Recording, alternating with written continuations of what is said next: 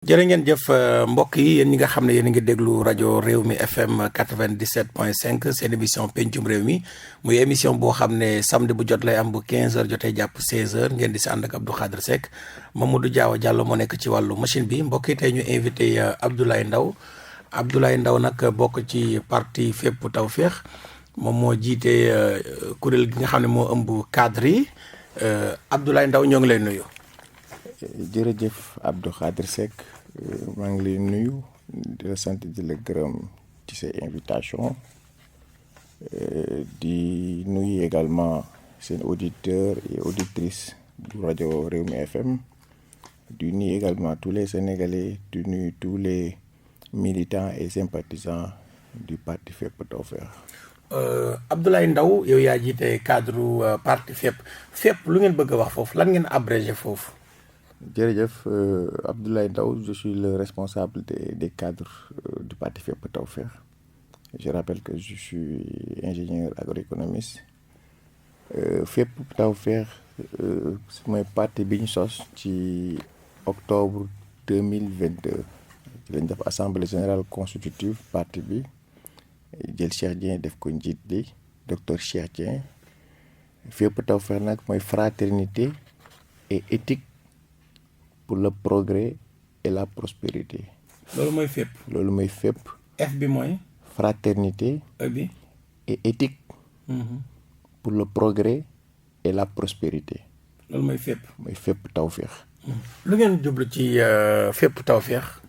lu ñu jublu ci Fépp Tawfekh mooy un Sénégal de progrès, un Sénégal où la justice sociale est mise en avant. Également un Sénégal où ce sera la prospérité qui sera partagée. loolu ñu jublu ci Fépp Tawfekh ànd ceeg Sénégalais yi nekk au niveau national dans les 46 départements. Je rappelle que le parti Fépp Tawfekh implanté wu na ci 46 départements du Sénégal. Également ci diaspora Fépp Tawfekh également mi ngi implanté ay cellules am donc di wax ni à ce jour. Dans tous les départements Fépp Tawfekh taxaw na fa ñu ngi liggéey et on a lancé le processus de vente des cartes de membres du parti Fépp Tawfekh. tey président parti bi docteur Cheikh Dieng Sénégalais yi xam nañ ko mu ne woon le maire de Djiddah Thiaroye Kaw xam nañ ko également sur le plan politique parce que capitalisé na plus d'une quinzaine d'années d'expérience politique ci parti démocratique sénégalais. Donc ci octobre 2022 lañ taxawal suñu parti bi. mais est-ce que du docteur Cheikh Dieng dafa génn PDS googu mer dem taxawal parti boppam ndax dañu faral di gis di ko ci leader politique yu bëree bëri bu ñu nekk ci benn parti politique bu ñu demee ba jóge fa mer taxawal seen parti est-ce que de loolu moo ko poussé mu ngi créer parti. Bon li may wax rek mooy suñu parti boo dikkee ñu leen Fépp fraternité et éthique pour le progrès. Cheikh Dieng ku ne xam na ko sur le plan politique Sénégal bokk na ci les cadres du parti démocratique sénégalais yi nga xamante ni bi PDS ndërmeeloo ci nguur gi 2012 ba 2022 ma nga fa jógewu foofu malgré que beaucoup de tentatives def nañ ko pour jëlee ko ci parti bi pour mu dem transhumé. Cheikh Dieng a préféré moom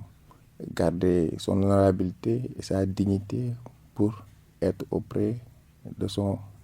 ex-secrétaire général Abdoulaye Wade. Donc pour wax la ni Cheikh Dieng tey du bàyyi ba 2022 mu wóor ñu on est à 1 an du changement de régime muy génn pour dem defi transhumance kooku xel xalaatu ko. Ça a été vraiment une demande des militants et des sympathisants de Cheikh Dieng ci la jël décision créer son parti politique.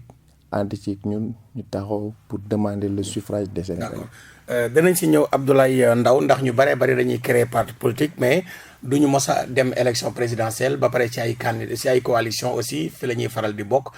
dinañu si ñëw ak yéen seen parti bi ba xam ndax dina mel ni parti yu bëree bëri ñoo xam ne nañu créer parti pour créer parti ak seen programme aussi bu dee am ngeen programme boo xam ne dina mën a convaincre askanu Sénégal. Premier point bi ñu wax ci actualité dañu gis ne lu jëm ci wàllum justice ci Sénégal ñu bari dañuy ŋàññi justice bi ki si mujj moom mooy sax Ousmane Sonko ba ñu bari di laam-laamee naan nee na bu ko yoon wooloo du wuy ji ci lu jëm ci dossier Adji Sarr ñu bari jàpp tamit ne pouvoir exécutif bi dafa dugal loxoom ci justice bi yow ban jàngat nga ci am. waa jërëjëf Abdou Khadre Seck je pense que question bi nga posé question bu am solo la muy wàllu justice nag dafa nekk ci slaayu réew mi boo xoolee réew yu bari yu ndërmeelu justice bokk na ci origine bi li waral réew yu bari ndërmeelu c'est parce que les décisions de justice yi ñu jël pour la plupart contre des opposants politiques mooy indi yenn jafe-jafe yi maintenant par rapport ak justice de façon globale ñun lecture biñ ci am et là lecture bi c'est une lecture même en interne boo xoolee ñiy liggéey ci wàllu justice tout récemment on a vu un juge, le juge Dème, qui a démissionné et qui a fait dire que la justice est instrumentalisée par l'exécutif. Donc loolu muy jafe-jafe boo xamante ni c'est au cadre de la justice mu wax ko boo fu jógee nga dem ci union des magistrats du Sénégal avec le président juge Téliko également moom wax na tamit lu mel noonu à travers de nombreux communiqués de l'union des magistrats du Sénégal pour wax ni Sénégal la justice est instrumentalisée par l'exécutif. Léegi ci kaw loolu ñun fépp Tawfekh on a des mesures fortes alternatives par rapport à ce qui se fait aujourd'hui. boo jëlee par exemple ci wàllu Haut Conseil supérieur de la magistrature bi président de la République di diriger loolu dafay influer ci carrière magistrat yi. Y a de ces magistrats aujourd'hui. président bi dafay am influence ci ñoom. day am influence loolu wax nañ ko juge Dème bi ma wax léegi wax na ko également l'union des magistrats wax nañ ko. Souleymane Téliko jamono ji mu koy jiite ex président des magistrats. voilà donc wax na ko ci jamono ji mu koy jiite donc loolu tey boo xoolee ñëpp teg nañ ci seen bët maintenant ñun en termes de mesures alternatives bi fépp Tawfekh ci proposé mooy le président de la République en 2024 warul jiite le Haut Conseil supérieur de la magistrature waru ko jiite donc les magistrats c'est eux-mêmes qui seront responsables de ce Haut Conseil supérieur de la magistrature. En même temps on a proposé une ouverture à la société civile pour au moins ñu am une indépendance réelle de la justice noonu lañ ko gisee loolu ci wàllu Conseil supérieur de la magistrature.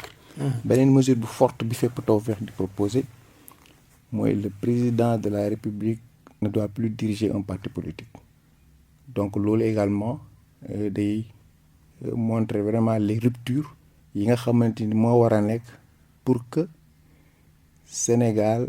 sur le plan de la justice influence bi ci exécutif doon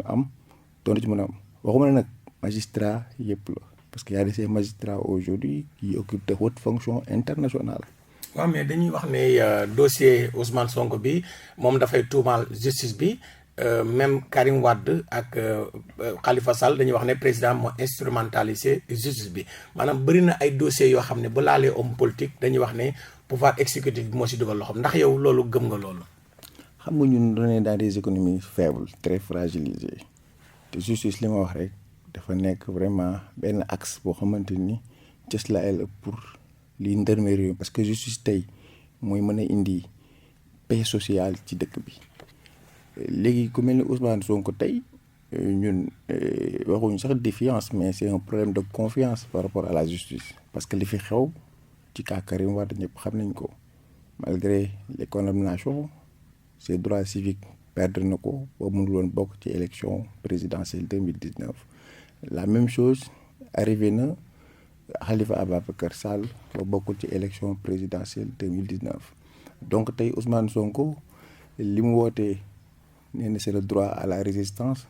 comme li ko constitution bi joxe may ko. est-ce que d'accord nga ci. mais loolu constitution moo ko joxe le droit à la résistance boo xoolee tey le cas Pape Alé Niang il a résisté de s'alimenter kooku droit moo ko may la constitution. boo xoolee également les syndicats d'enseignants généralement lors des grèves c'est de la résistance et loolu c'est charte réew mi moo ko permettre bépp sénégalais bépp citoyen bu gis ni moom ñu ngi koy jaay doole wala ñu koy néewal. moo tax dama ne le cas de Ousmane Sonko fi ñu naan fu ndoo bin rey sa maam foo gisee lu ñuul di nga daw donc loolu nekk ci li nga xamante ne tey boo gisee mooy le constat que nous avons noté ci wàllu résistance bi muy opérer vis-à-vis de la force politique. d'accord mais résistance boobu Ousmane Sonko woote ak xale yi nga xam ne ñoo ko topp ñenn ñi sax jàpp nañ ne dafa am benn tension politique boo xam ne fi mu ne nii moom mooy am Sénégal ba ñu bari sax di wax ne toog waxtaan wala dialogue mënut a ñàkk yow lan moo ci sa position. bon on le souhaite pas tension am ci dëkk bi mais je pense que Sénégal benn bopp la kenn mënu ko xar ñaar war nañ mën a toog ñu delloo ci xel yi ñu xam ni nguur nag moom yàlla moo koy joxe bu jeexee jeex na ñu toog waxtaan. je pense que Sénégal on doit faire respirer la démocratie ñu bàyyi liberté égale aux acteurs politiques ku ci ne bu fekkee da ngay laaj réew mi ñu fexe nga bàyyi noo ci participer ba lu yàlla dogal kuy jiite réew mi ëllëg Sénégalais yi toog ànd ak bu mu liggéey. loolu daal je pense que mooy li war moom la les hautes autorités du pays war a doxalee pour permettre à Karim Wade permettre tamit à Khalifa Ababacar Sall permettre à Ousmane Sonko permettre même au camp d'en face le régime c'est-à-dire ñoom war nañu mën a am seen candidat ñu présenter ko ci élection présidentielle 2024 ñu dem c'est les Sénégalais qui vont élire leur président. après ku jiitu. mais li nga wax ni Abdoulaye Ndao su dee amul ndax jàppoo ne élection dina am ñu éliminer Ousmane Sonko ci élection présidentielle yi. situation bi dana nekk situation bu embarrassante su boobaa. c'est-à-dire. damay ragal dëkk bi nekk sans tissu dessous. lu mën a nekk la. loolu lu mën a nekk la te loolu mënees na cee bañ a yegg. mënees na cee bañ a yegg pour ñu permettre la libre participation de tous les acteurs politiques à l'élection présidentielle de 2024 ñun fépp taw feex loolu mooy suñu taxawaay. mais est-ce que passé wuñ fu ñu waroon a négocier fu ñu mënoon a waxtaanee ndax passé wuñ ko aussi ndax président Macky Sall événement mars yi kilifa yi waxoon nañ ak moom am lu kilifa yi ñaanoon opposition bi bàyyi te président Macky Sall dafa mel ni bàyyiwul ba tey fi mu ŋànkoon est-ce que jàppoo ne dialogue wala fu ñuy waxtaanee passé na. man je pense que le président de la république moom tey ba léegi kenn waxu dégg ko mu wax ne day nekk candidat pour les élections. non waxuma day nekk candidat mais acte yi mu posé ci kaaw li fi amoon ak Ousmane Sonko booba kilifa yi ñaan nañu société civile bi ñaan na Ousmane Sonko ñu bàyyi rassemblement ak manifestation yi nga xam ne moom la ñu dëgmaloon mais bu ñu gisee procès Adji Sarr bi ñu yóbbu chambre criminelle ak mbiri Mame Mbaye Niang xel dafay jàpp ne Ousmane Sonko dañu ko bëgg a empêcher ngir mu bokk ci élection présidentielle 2024 te ñu borom xam-xam yu bari aussi li ñu gis ak li ñu analyser mooy bu ñu ko teree mu bokk ci élection dëkk bi mën na am ay jafe-jafe. man li ma naan rek je reviens toujours au droit à la résistance mooy li constitution bi may sañ-sañ bépp sénégalais maintenant Ousmane Sonko gis na ñu ngi koy néewal doole moom jàpp na ni dafa war a résister loolu sénégalais yi ànd nañ ci ak moom parce que constitution moo ko permettre maintenant li fi xewoon ba sëriñ ci ñaan ci loolu je pense que Sénégal c'est un pays de paix. waaw kilifa diine yi war nañ ci wax artu parce que fañ jëm nii dafa laaj ay discours ay kàddu yoo xamante yu kilifa diine yi war a wax pour dëkk bi am stabilité c'est extrêmement important. ce n'est pas seulement que les acteurs politiques rek ñoom moom réew bi dëkk bi am na ci ñoo xamante ni politique wuñ mais ci yeneen segment lañ nekk ñooñu également seen kàddu quand même war nañ ko bàyyi xel la société civile les acteurs qui sont religieux voilà donc les syndicats ñu war a bàyyi xel également ñoom ku ci nekk ci gis-gisam ci xalaatam ci proposition ci li nga xamante ni mooy stabilité réew mi. maintenant ci wàllu justice boobu boo xoolee tey en termes de mesures alternatives tey boo xoolee on a constaté qu'il y a une toute puissance des procureurs en termes de mandat de dépôt tey Fépp Tawfekh propose de mettre sur place un juge de liberté qui permettra un peu demain quand un procureur prend une décision de mandat de dépôt c'est susceptible de recours parce que tey boo xoolee les lieux de la détention sont pleins de personnes ñu fa nekk ñoo xamante ni toog nañ fa 5 ans toog nañ fa 10 ans toog nañ fa 8 ans kenn àttewu leen te loolu boo xoolee tey on a même un programme ñun pour désemplir le milieu carcéral on a proposé dans notre programme Fépp Tawfekh c'est-à-dire on a un programme de révolution agricole boo xamante ni dinañ ci dellu si on a prévu vraiment de mettre en place des fermes agricoles de détention bul anticiper Abdoulaye Ndao yaa ngi anticiper ci programme boo xam ne bëgg nañ see wax mais dañu bëgg wax ci problème mu justice ci réew mi ndax dañu gis ne réew yu nga xam ne ñoo tàkk yëpp am problème affaire élection mooy tax muy tàkk affaire wàllum justice wàllum bëgg a def 3e mandat wala laal constitution bi wala empêcher ay nit pour ñu bokk ci élection léegi fan yi aussi ci benn conseil des ministres président Macky Sall proposé woon na ministre de la justice ci lu jëm ci benn pour mu xoolal ko ban yoon la mën a jaar pour amnistie daal ñoo xam ne njort nañu ne li ko tax a jóg mën nañu wax ne ànd ak géeme Karim Wade et Khalifa Sall tey ñu amnistie leen yéen waa parti Tawfekh ndax ànd ngeen ci. ñun parti Fépp Tawfekh lépp luy indi stabilité réew mi ñun ànd nañ ci ñun suñu gis-gis mooy les élections doivent être démocratiques dañoo war a fexe ba bépp sénégalais bu jàpp ni mën naa jiite réew mi bu fekkee candidat la ñu bàyyi ko mu nekk candidat ñun loolu mooy suñu gis-gis muy Khalifa Sall muy Karim Wade muy keneen ak keneen ku ci ne di Ousmane Sonko la leen war a bàyyi ñu participer à ces élections au même titre que Fépp Tawfekh avec le président docteur Cheikh Dieng. léegi lu jëm ci wàllum processus sànq sax ñoo ngi wax ba junj ko nga ne yow dégg ko président Macky Sall wax ko mais est-ce que tey njortoo ne président Macky Sall dafa bëgg am beneen mandat ndax am na ñoo xam ne jàpp nañ ne nii muy doxalee mooy dafa bëgg a yóotuwaat réew mi te moom am na lu leer lu mu ci waxoon ci 2019 na bu ngeen ma falaatee mooy nekk sama dernier mandat. waaw ñun li ñu constaté mooy suspicion yu jóg ñu ngi wax ñi ñu ngi wax dans l'opposition ci nguur gi am na ñoo xamante ni jóg nañ ne mooy seen candidat waaye ci li ñu jàpp ñun président de la république moom waxoon na ko fii nee na moom ñaari mandat lay def pare ci te ba tey nii kenn dégg ko mu wax ni day def 3e mandat. mais doxalin bi. non doxalin bi ci li ñuy gis tey na xel mais man ci li ma jàpp gëm naa ni moom lu def 3e mandat dina vraiment faire de sorte que Sénégalais yi librement acteurs politiques yi ñu war a participer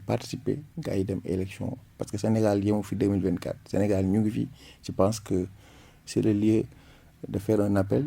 au président pour que mu xam ni c'est de sa responsabilité pour stabilité réew mi et c'est extrêmement important je pense que un président de la République c'est pas une fin en soi. D'accord mais Abdoulaye Ndao xam nga tey ki xëy suba yeewu def li mu war a def génn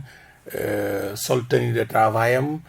aw si yoon yi dañuy jàpp ne dafay liggéey mais président Macky Sall tey ay hauts cadres yu nekk ci parti bi ay Mansour Faye ay ministres yoo xam ne yu ko jegal ay ministre Ismaïla Madior Fall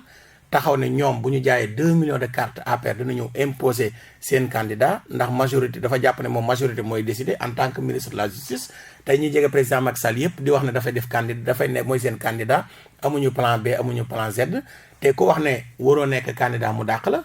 est-ce que jàppoo kon réellement que ne président Macky Sall mi dafa am loo xam ne moom la bëgg. man je pense que. wala yow loolu lépp le camp du pouvoir dañuy làmbatu rek bu nooyee ñu xool nu ñu utee prox ndool pour jàll mais tey Sénégalais yi ma gis nii c'est des Sénégalais avertis te tey constitution li mu wax mooy nul ne peut faire plus de 2 mandats consécutifs loolu dafa leer le ministre de la justice wax na ko répété na ko ci ay vidéom te loolu je pense que Sénégalais yëpp ba ka ca nekk fongo limi ba ka ca nekk dans le Podor à Borobe Jakal xam ne ni dëgg-dëgg président de la république li constitution bi wax mooy ñaari mandat loolu leer na Sénégal yi léegi yeewu nañ ndax les réseaux sociaux ku ci ne xam ne tey lan la constitution Sénégal wax peut-être il y a 20 ans il y a 30 ans kenn xamul woon lu constitution Sénégal wax ci wàllu mandat mais tey avec les réseaux sociaux Sénégal yi ñëpp yeewu nañ xam nañ ci dëgg-dëgg li nga xamante ni lañ tënk ci charte réew mi donc loolu je pense que jarul sax ñu ci gën a enfoncé wu mais li may wax rek mooy parti Fépp Tawfekh dina participer ci élection présidentielle 2024. bu ngeen amee parrainage. avec docteur Cheikh Dieng. bu ngeen amee parrainage. ñu ngi ci liggéey bi ku ne xam nga ni tey. mais yombal ngeen parrainage trop docteur Cheikh Dieng les 2 dernières élections du parti démocratique sénégalais. mais ku perte commune am perte département am fan lay jëlee parrainage docteur Cheikh Dieng. mais ku ne xam ne ni Cheikh Dieng. ñàkk Djiddah Thiaroye Kaw il n'a pas perdu Djiddah Thiaroye Kaw il n'a pas perdu le département. Cheikh Dieng moo gagné élection yi au niveau local. bi d'ailleurs même bi ñu demee ci élection législative confirmé na ko c'est l'opposition qui a remporté les sièges de député du département de Pikine kooku. non mais Cheikh Dieng élection locale moo nekkoon candidat au niveau départemental Pikine. oui daal di perte. non pertul Cheikh Dieng moo gagné élection yi. kon lu tax nekkul président conseil départemental de Pikine. mais Cheikh Dieng tey moom boo xoolee def na recours yi war. recours ba mu defee recours yi war. li ko yoon wax ne ko li lay laaj mooy nga dem indil ñu ay PV du camp d'en face. nga dem indil ñu ay PV yu waa APR yu waa coalition Benno Bokk Yaakaar te xamul loolu mënul ne pour mu am ko donc mu gis ni tey moom c'est un responsable Cheikh Dieng nekk un responsable politique au niveau de la banlieue ñu xam ko fépp ci Sénégal Cheikh Dieng tey du jël ay jeunes. mais ay jeunes banlieue au PDS. oui du jël ay jeunes banlieue tey ànd ak ñoom pour ànd ak ñoom ñu dem xeex dóorante du ko ci fekk ñun ci lañ toog. jël la pleine conscience ne ko Cheikh dañuy taxawal suñu parti pour bokk ci joŋante yi tey Cheikh Dieng tey génn bi mu génn PDS mën naa ne la mais son cycle politique. cycle politique ci PDS dafa bouclé. waaw non mais man nga nekk PDS amul tur génn PDS. xam nga Cheikh Dieng tey li ma lay wax rek mooy Cheikh Dieng ñëwul ex nihilo comme ça biir parti démocratique Sénégal Cheikh Dieng c'est par son expertise le ko président Abdoulaye Wade woo teg ko à ses côtés mu nekk autour du cercle restreint. non man nga am di ko xam-xam xelal man na bañ a am base politique. di ko xalaatal man nga am xam-xam te doo am base politique. mais dama lay wax tey Cheikh Dieng tey Abdoulaye Wade dafa perdre pouvoir 2012 Cheikh Dieng 2014 la nekk maire Djiddah Thiaroye Kaw saa bi muy gagné maire Djiddah Thiaroye Kaw il n'a pas été dans le pouvoir il était dans l'opposition. même Bara Gaye aussi bëri na ay maires yu def loolu. waaw non mais dama lay expliquer tey ku mel ni tey Cheikh Dieng en termes de réalisation dans sa commune à Djiddah Thiaroye Kaw Djiddah Thiaroye Kaw ku nekk xamoon ne ni tey c'était vraiment la capitale des inondations au Sénégal.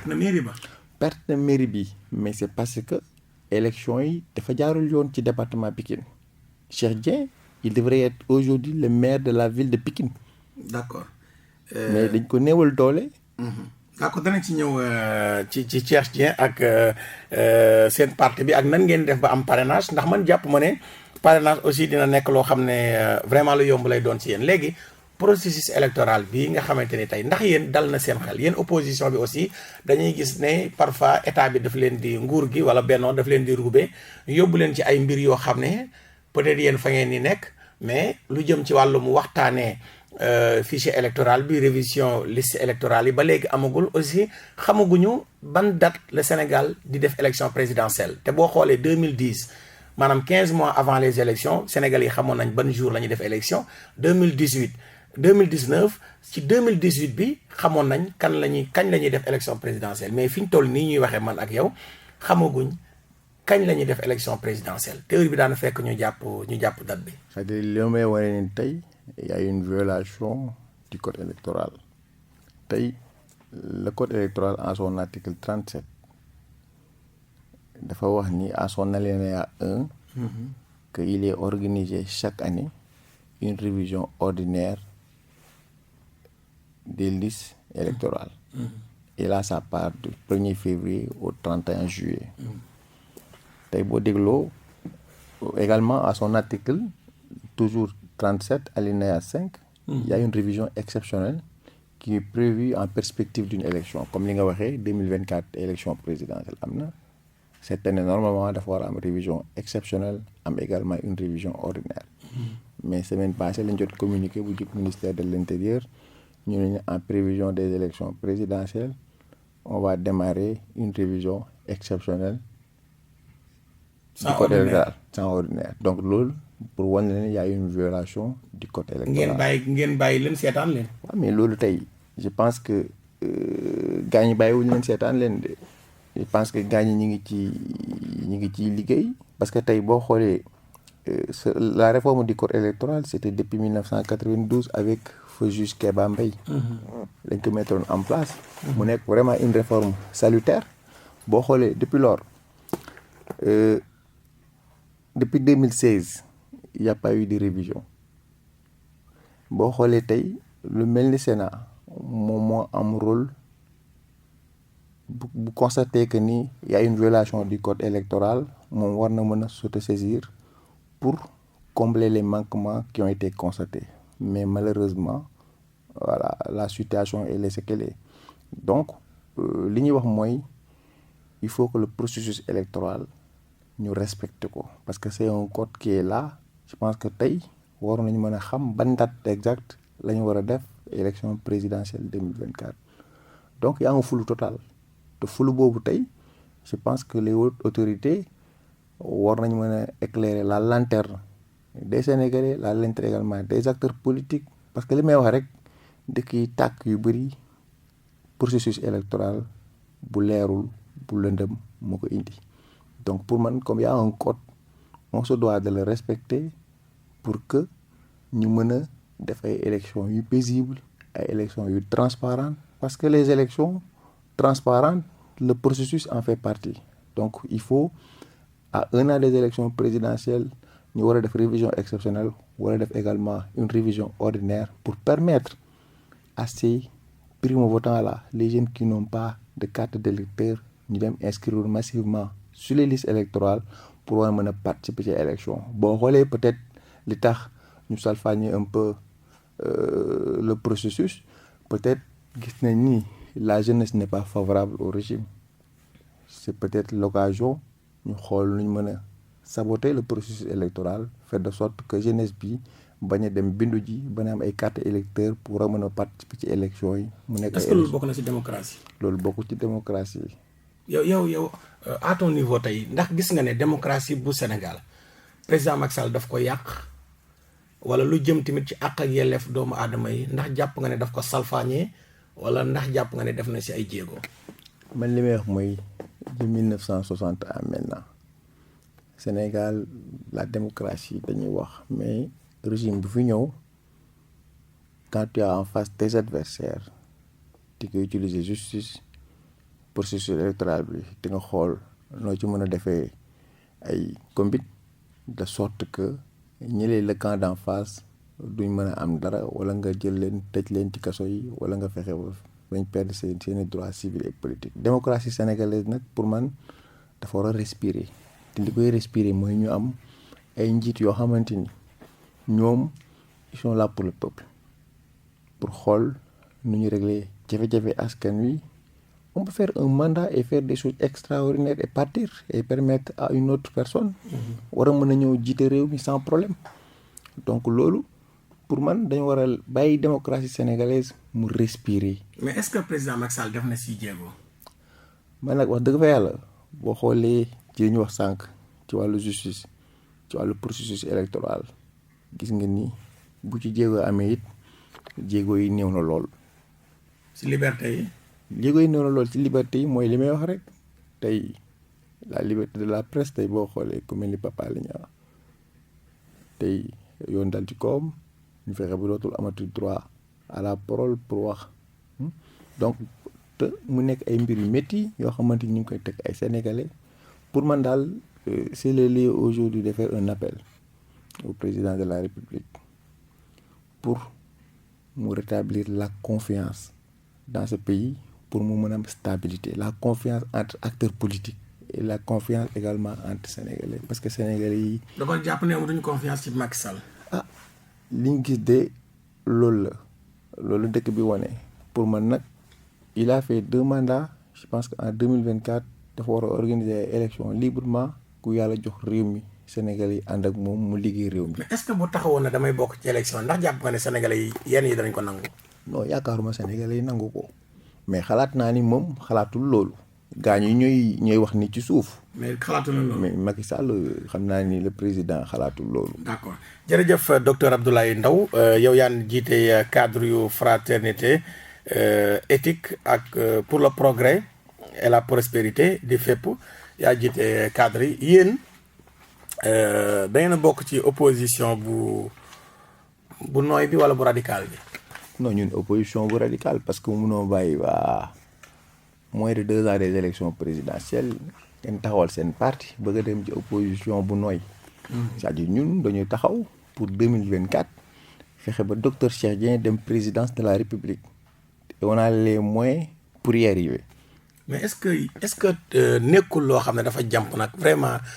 Abdoulaye Ndao pour docteur Cheikh Dieng est-ce que jàmpul diggante ba mu jógee PDS ak léegi est-ce que am na fii toutes les armes pour dem réellement ci ay élections présidentielles. mais tu sais docteur Cheikh Dieng am na maturité politique bi Cheikh Dieng il est connu au Sénégal Cheikh Dieng il est connu également de par son expertise Djiddah Thiaroye Kao je vous donne un exemple c'était la capitale des inondations. benn pokk la rek. benn pokk la mais Sénégal pour nga bëgg koo gagner ne Djiddah Thiaroye Kao vraiment. mais kaay ma wax la docteur Cheikh Dieng tey les 2 dernières élections du PDS moo ko organisé il était le secrétaire général chargé des élections au PDS moo organisé les élections locales moo organisé les élections législatives donc ça sur le plan organisation élection Cheikh Dieng yaa ngi ko wax léegi ci wàllu parrainage ñun déjà on y travaille on est en train de vendre nos cartes parti bi on est en train d'implanter les bases un peu partout sur tout le territoire national également au niveau de la diaspora docteur Cheikh Dieng muy boroom xam-xam tey programme bi ñu togg mooy vraiment l'alternative pour une prospérité pour le Sénégal. non programme yomb na. bind programme. bind programme yomb na nag Ablaye. mais xam nga réew mi tey. fii bëri na fi ay borom programme yoo xam ne Sénégalais yu bëri xamuñ leen te leer na ma ne ñii ay borom yi xam-xam lañ mais politique dafa am yeneen réalité quand même. politique am na yeneen réalité mais tey dëkk bi tey coono askan wi jafe-jafe yi dëkk bi am wax nga ko fii tey boo xoolee Sénégalais yi tey mënuñ nekk ci dëkk boo xamante ni plus de 65% de la population. est très jeune ñu nekk ci dëkk boo xamante ni tey boo xoolee on a des ressources en eau de surface am des ressources souterraines abondantes am du soleil en permanence am également des ressources minérales et énergétiques ñu am plus de 718 kilomètres de côtes poissonneuses au niveau national Sénégal nekk parmi les 25 pays les plus pauvres kooku c'est un paradoxe moo tax loolu fépp tawfeex taxaw pour opérer ay ruptures yu stratégique ci ñetti fànn yi sur le plan économique pour une économie compétitive durable résiliente et inclusive et également un capital humain sain instruit formé ak un Sénégal démocratique et solidaire. voilà bind bi moom yomb na mais jëfe ko aussi nekkul lu yomb quand même. non ñun am nañ les moyens politiques pour jëfe ko parce que tey boo xoolee le programme de Fépp Tawfekh les 2 piliers. les 2 piliers du programme Fépp Tawfekh c'est la justice sociale et le secteur primaire c'est les 2 piliers de notre programme en parlant du secteur primaire mënuñ nekk ci dëkk boo xamante ni plus de 70% de la population vivent et dépendent de l'agriculture dëkk boo xamante ni boo xoolee sur toutes les productions agricoles on a un déficit muy les céréales mil maïs riz muy les cultures horticoles muy également tout ce qui est lait et viande la facture d'importation est trop élevée loolu muy nekk loo xamante ni ñun constaté nañ ko gis nañ un chômage grandissant s'il y a 300 000 demandeurs d'emploi qui arrivent chaque année sur le marché il y a que 10% qui sont absorbés et malheureusement la plupart c'est des emplois même précaires aujourd'hui ñun Fépp Tawfekh on a un plan de révolution agricole nationale. waaw mais Abdoulaye Ndao bala ñu ñëw si programme boobu président Macky Sall sànq sax tey rek maa ngi lire benn journal mu ne am na 85 milliards bu mu génnee pour ay matériel agricole fan yi aussi Sénégal def nañ fi benn sommet boo xam ne jëm na ci wàllum autosuffisance alimentaire sommet boobu président Macky Sall wax ne jot na Sénégal moom boppam ci lépp lu muy dundee am autosuffisance alimentaire ndax jàpp nga ne programme bu président Macky Sall boobu ndax programme la boo xam ne buñ mën a réaliser la. xam nga tey ñëpp xam nañu tey nguur gi dafa lajj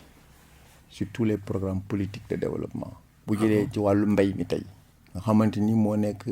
vraiment une opportunité pour développer le Sénégal. lu mu si lajjee. ci mbay mi tey yaa ngi wax léegi tracteur yu war a ñëw pour 85 milliards. ñaari at ci ginnaaw amoon na fi ay tracteurs yu fi ñëwoon boo jëlee 5 ans en arrière ay tracteurs ñëwoon demal ci vallée du fleuve Sénégal demal Touba demal la zone centre boo demee matériel bi ñu fi doon yëpp ay épave la c'est pas du matériel adapté on nous importe du matériel qui n'est pas adapté matériel boo xamante ni amul puissance donc loolu tey bu fekkee da nga bëgg développer mbay mi chaque 2 ans chaque 3 ans nga indi un programme de mécanisation boo xamante ni équipement yi ñuy indi adapté léegi ñu indi tracteur sax du ànd ak offset du ànd ak équipement am du ànd ak accessoire am béykat bi jël ko tax ko ci buntu këram muy xoolee donc yooyu ay jafe-jafe la c'est parce que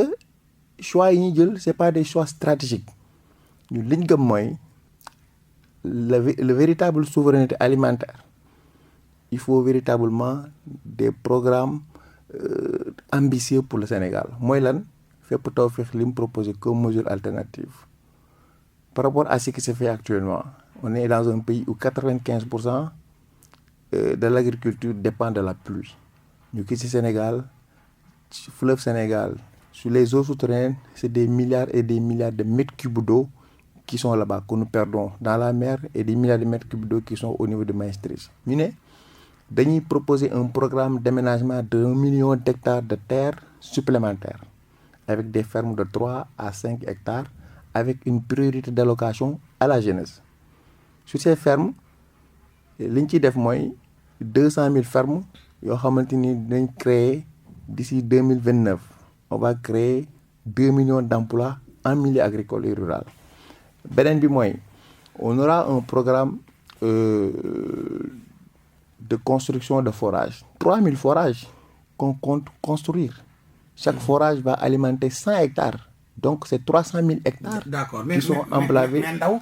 programme agriculture bu régime bi yan lan nga jàpp ne moom def na ko fi quand même xanaa doon na ma def fi dara depuis 2012 ba léegi. mais wax ma fii Sénégal ban xeetu mbay la ñuy mbay fii dundee ko ñun kese ñun fii lépp li ñuy dundee fii la plupart bitim réew la jógee ceeb bi gën a élémentaire basique. ceeb dañ koy importer c'est 200 milliards d'importation de riz. On nous a parlé du programme d'autosuffisance en riz PNAR mais depuis 10 ans il y a aucun résultat demal dans la vallée du fleuve les superficies sont là-bas les terres sont là-bas kenn bayul baykat yi am nañ bor fayuñ donc c'est problématique. d'accord léegi dañu gis ne aussi Sonacos ñoom dañu nekk ci ay jafe-jafe amuñu xaalis bu ñu jëndee gerte beneen bi ñoom nee nañu dañu am ay concurrents mooy chinois yi. ñu gis ne Sénégal li ñu fiy bàyyi kus néew kus gerte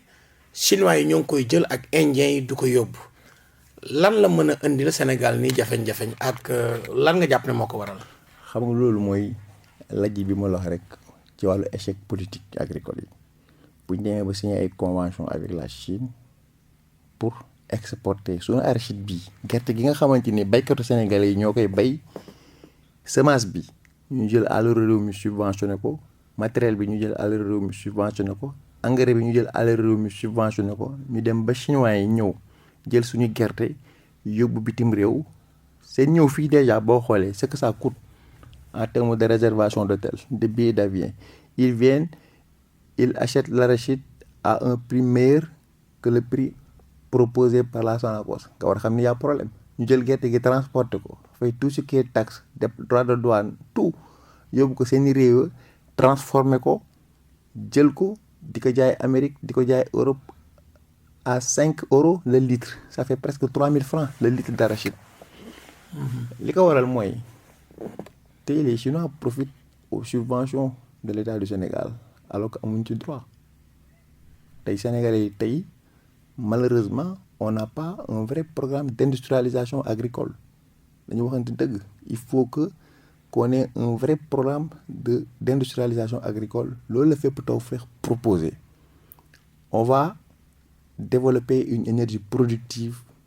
faire de sorte que Sénégal dans chaque département agricole ñu am une industrie agricole adaptée forte capable d'absorber la production et de le transformer au niveau local. Ça va créer de la valeur ajoutée créer des emplois et permettre également ci Sénégalais yi nga xamante ni dañuy exporter l'huile d'arachide war ko mën a exporter au moins ñu mën a am ay entrées de devises. D'accord léegi docteur Abdoulaye Ndao tey dafa am ñu bari ñu wax ne président Macky Sall def na ay réalisation ay TER ak ay stade ak yooyu mais ñu bari dañu jàppoon ne li gën a jàmp mooy production nationale maanaam Sénégal moom boppam ci li nga xam ne tey moom lay dundee ba pare Sénégal def benn politique industrie boo xam ne jàpp nañ ne réew bu nekk il faut nga defar ay industrie ngir mën a développer mais dañuy wax ne problème bi fi muy posé mooy ay FMI Banque mondiale yeneen bailleurs yi nga xam ne bu ñu jox Sénégal xaalis parfois ñoo koy proposé fi nga xam ne fi lay dugal xaalis bi. déedéet man dama naan sax dañ lay proposer bu amul vision ñu proposer la vision mais tey bu jëlee mel ni programme mel fépp Tawfekh ñun dañoo gëm ni y avait plus important et plus économique que le TER tey bu ñu jëloon tey li ñu def ci TER bi 1000 milliards à peu près mais 1000 milliards on aurait pu construire 40 forages par département tey boo xoolee TER bi la plupart ñi emprunté TER bi ñëw nee nañ 70 000 personnes ñi emprunté TER bi par jour mais boo jëlee 80% yi ils travaillent dans l'économie informelle c'est des artisans aujourd'hui fépp Tawfekh li ñu gëm mooy il faut une révolution agricole nationale développer l'agriculture en milieu rural créer 2 millions d'emplois dina désengorger Dakar vous savez qu'une population sénégalaise d'ici 2050 dans 27 ans la population sénégalaise day doubler on sera à 34 millions d'habitants 34 millions d'habitants ba jamono yi nii amuñ politique agricole bu pertinente bu ñu mën a permettre sax ñu mën a lekk ceeb bu ñu béy y a problème le programme de révolution agricole que nous proposons à travers le projet Fépp Tawfekh fraternité éthique pour le progrès et la prospérité dirigé par docteur Cheikh Dieng c'est un programme alternatif pour développer le secteur agricole parce que xam nañ ni secteur agriculture ku ko développer moom mooy indi développement réew mi. D'accord. Il faut ñu def des ressources beaucoup de ressources dans le secteur agricole accompagner le conseil agricole et rural accompagner la recherche faire de sorte que les femmes disposent de terres on va créer vraiment un projet d'entrepreneuriat rural porté par les femmes pour que jigéen ñi war a mën a yëngu ci mbay war a mën a yëngu dans les transformations des produits agricoles. Et là c'est vraiment une industrialisation adaptée au niveau de chaque département pour développer les chaînes de valeur agricoles. D'accord jërëjëf Abdoulaye Ndao mbokk yéen a ngi déglu rajo Rewmi FM léegi li ñu wax mooy dañu gis ne nguur gi daf ñu digoon année 2023 année sociale mais 2023 bi gis nañ ne njëg yu bëree bëri dafa yokk lan nga jàpp ne moo ko yokk ak ndax tamit ndax dina yomb Sénégal wàññi ko ndax Sénégal aussi dañuy faral di wax ne li mu am ci ay bor dafa bëri ak bor yooyu tamit lan nga jàpp ne moo tax bor yi di gën a bëri. bon li may wax ci mbir moomu mooy ñëpp xam nañ ni hausse des denrées bi c'est une conséquence économique mondiale. Également il y a d'autres événements qui ont impacté boo xoolee mooy le coût de l'énergie le gaz le pétrole yooyu yëpp impacté na également sur la hausse des prix maintenant boo xoolee ñiy jënd ay denrées bitim réew ñooñu boo xoolee wax dëgg fa yàlla amul benn subvention bu ñuy recevoir donc ñooñu tey sur le marché mënoo dem jëndee juróom ñëw jaayee ñaar dërëm wala nga jaayee ñetti dërëm. Donc tey difficilement ñoom jël lañ ay mesures pour appliquer ko mais ce sera extrêmement difficile parce que si nit ki mënul jënd jaay di perte ça c'est une réalité. C'est pour vous dire que il faut qu'on ait une nouvelle réorientation ñu fexe ba lépp li nga xamante ni ñu ngi koy jënd jëy bitim réew te sénégalais am suuf si am potentialité ci wàllu ndox pour ñu mën ko bayee fii ñu bayee ko fii sénégalais yi jënd ko ci njëg loo xamante ni dana yomb su boobaa li ñu naan panier ménagère bi njëg li du yéeg dana wàññeeku ba sénégalais bu ne war a mën a dund. xanaa yéen seen programme yëpp mbay la. mais suñu programme lépp du mbay. maanaam pour développer Sénégal. waaw pour développer Sénégal dañoo gis ne mbay mi mooy cëslaay. seen option 1 mbay la. suñu option 1. mbay la option 2. c'est la gouvernance économique du pays. mbay sur le plan de la justice également. non justice bi mais mbay la mbay da ngeen a xalaat ne yéen mbay ci la bokk léegi fan ngeen mbay moom ngeen def option 1 léegi. ñun mbay mooy suñu option 1 également beneen bi mooy sur le plan de la du capital humain ñun li ñu visé mooy bu ñu jëlee par exemple secteur bu mel ni éducation ñun gis nañu tey dans l'élémentaire il faut ñu fexe ba développer li ñu naan l'enseignement coranique et l'enseignement des langues nationales ci sunu écoles yi nga xamante ni dañ ko tabax ci suñu subvention waruñ mën a jël enseignement français bi rek prioriser ko. waaw mais Ablaye man programme pour le développement du pays maanaam programme agriculture élevage pêche ndax même jàpp nañu ne aussi programme bu jëm ci wàllum transparence ci wàllu pêche par exemple xam nga wax naa leen tey on a 13 on a combien on a. plus de 700 plus de 713 kilomètres de côte. 700 kilomètres oui. 700 kilomètres de côte tey boo xoolee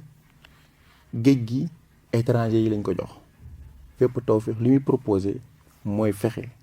ba géej gi ñu nangu ko ci étranger yi jox ko pêcheurs yi. léegi ban programme ngeen am ci Sénégal bàyyi leb bi muy leb wala buy leb aussi lu néew lay leb bañ a jël budget boo xam ne 100% wala la ci ëpp lépp ci leb ngeen ko teg. yéen nan ngeen def maanaam yéen ban programme ngeen am ci leb ndax Sénégal ñun dañu gis ne budget bi lu ci ëpp dañuy leb dañ koy leb ndax boru Sénégal dafa bëri wala yéen bu ngeen ñëwoon tey tamit si président yi leb si ngeen bokk. non leb mënut a ñàkk